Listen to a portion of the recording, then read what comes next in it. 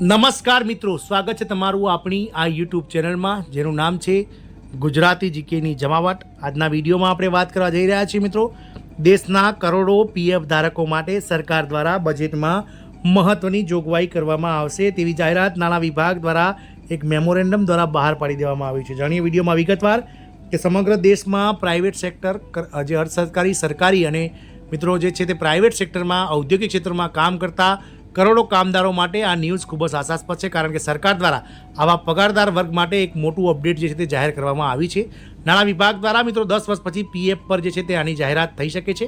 તો વિડીયોમાં વિગતવાર જાણીએ કે 10 વર્ષ પછી સરકાર દ્વારા શું છે આ કરોડો પીએફ ધારકોના હિતમાં જે છે તે મહત્વપૂર્ણ નિર્ણય. તો વિડીયોના અંત સુધી આપ બનાવી રહેશો અને જો ચેનલમાં નવા હોય તો અમારી ચેનલને સબસ્ક્રાઇબ કરી બાજુમાં રહેલું બેલ આઇકોન દબાવીને ઓલ નોટિફિકેશન ઓન કરી લેજો, જેથી કરીને ચેનલ પર મૂકવામાં આવતા વિવિધ ભરતીઓના નોટિફિકેશન, વિવિધ ભરતીઓના પરિણામ, જીકેના વિડીયો, સરકારી કર્મચારી પેન્શનર્સ યોજનાઓના પરિપત્રો તમને સરળતાથી ચેનલના માધ્યમથી ઉપલબ્ધ થઈ જાય. તો મિત્રો, સરકાર દ્વારા પીએફ ધારકો કે જેમનું સંખ્યાબળ દેશમાં 1 કરોડ છે, કરોડ કરતાં વધારે છે, તેવા મિત્રો પીએફ પગારદાર વર્ગ માટે મોટું અપડેટ છે. 10 વર્ષ પછી પીએફ પર આની જાહેરાત સરકાર દ્વારા ટૂંક સમયમાં થઈ શકે છે. આપ સૌને જણાવી દઈએ કે વર્ષ 2024-25નું પૂર્ણ કદનું જે બજેટ છે તે માનનીય નાણામંત્રી શ્રીમતી નિર્મલા સીતારામન દ્વારા જુલાઈ મહિનાના અંતિમ સપ્તાહમાં જે છે તે રજૂ કરવામાં આવશે. આ બજેટમાં ક્યાંક ને ક્યાંક પીએફ ધારકો માટે, મહિલાઓ માટે, ખેડૂતો માટે અને મિત્રો યુવાઓ માટે જે છે તે મિત્રો સરકાર ખાસ પેકેજો જાહેર કરી શકે છે, ખાસ લાભો જાહેર કરી શકે છે, કારણ કે આ તમામ જે છે તે વર્ગની જે નારાજગી છે તે સરકારને લોકસભાની ચૂંટણીમાં જે છે તે તેનો પરિણામ ભોગવવું પડ્યું છે મિત્રો. તો 10 વર્ષ પછી મિત્રો પગારદાર વર્ગ માટે સરકાર દ્વારા એક મહત્ત્વનું પગલું ભરવામાં આવી રહ્યું છે અને 10 વર્ષ પછી પીએફ પર સરકાર દ્વારા આની જાહેરાત થઈ શકે છે. 2 વર્ષ બજેટ 2024માં નોકરિયાત વર્ગ માટે આશાસ્પદ સમાચાર લાવે છે. નાણાપ્રધાન નિર્મલા સીતારામન જુલાઈમાં બજેટ રજૂ કરવા માટે તૈયાર છે અને પગારદાર વર્ગમાં ઘણી અપેક્ષાઓ છે. તાજેતરના અહેવાલમાં 10 વર્ષ પછી પ્રોવિડન્ટ ફંડ માટે વેતનની મર્યાદામાં વધારો અને નોંધપાત્ર ફેરફારોનો સંકેત આપવામાં આવે છે. જો તમે પગારદાર છો તો તમે આ સમાચાર તમારા માટે મહત્વપૂર્ણ છે. તો મિત્રો, જે પ્રોવિડન્ટ ફંડ માટેનું જે વેતન મર્યાદા છે તેમાં વધારો કરવામાં આવશે. હાલની વેતન મર્યાદા જે છે તે મિત્રો 15,000 રૂપિયા પ્રોવિડન્ટ ફંડની છે, જેમાં વધારો કરી અને 21,000 રૂપિયાની માંગ ઘણા લાંબા સમયથી કર્મચારીઓ દ્વારા કરવામાં આવી રહી છે. તો પ્રોવિડન્ટ ફંડ ફાળામાં પણ અપેક્ષિત વધારો છે. આ કેન્દ્રીય બજેટમાં તમારા પગારમાંથી કાપવામાં આવેલા પ્રોવિડન્ટ ફંડ પીએફ યોગદાનમાં વધારો લાવે તેવી શક્યતા છે. સીએનબીસીના અહેવાલ મુજબ પીએફ યોગદાન માટે મહત્તમ મર્યાદા જે છે તે વધારવામાં આવે તેવી પ્રબળ સંભાવના છે. નાણાપ્રધાન નિર્મલા સીતારામન આગામી બજેટમાં પીએફ માટે વેતન મર્યાદામાં વધારો કરવાની જાહેરાત કરે તેવી અપેક્ષાઓ છે. એક દાયકા પછી વેતન મર્યાદા બદલાશે. હાલમાં પ્રોવિડન્ટ ફંડ માટે વેતન મર્યાદા રૂપિયા 15,000 છે.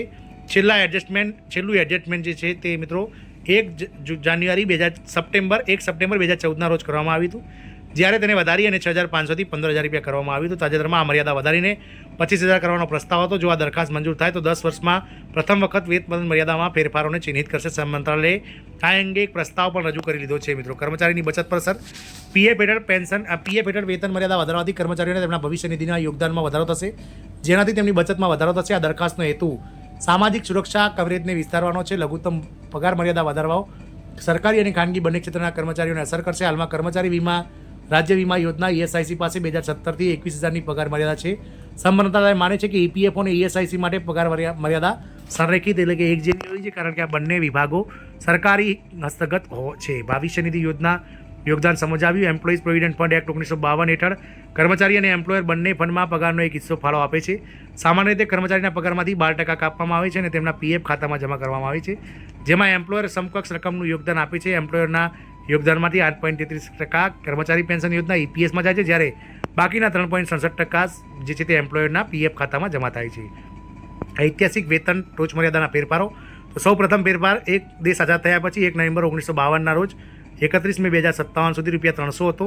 1 જૂન 1957થી લઈ અને 30 ડિસેમ્બર 1962 સુધી જે છે તેમાં 200 રૂપિયાનો વધારો કરીને 500 રૂપિયા કરવામાં આવ્યો.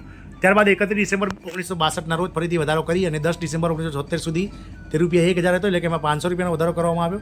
11 ડિસેમ્બરે ફરીથી વધારો 600 રૂપિયાનો કરવામાં આવ્યો, જે 31 ઓગસ્ટ 1985 સુધી રહ્યું હતું. ત્યારબાદ મિત્રો 1 સપ્ટેમ્બર 1985ના રોજ તેમાં 900 રૂપિયાનો વધારો કરીને 2500 રૂપિયા લઘુત્તમ વેતન કરવામાં આવ્યું હતું, જે 31 ઓક્ટોબર 1990 સુધી માન્ય હતું.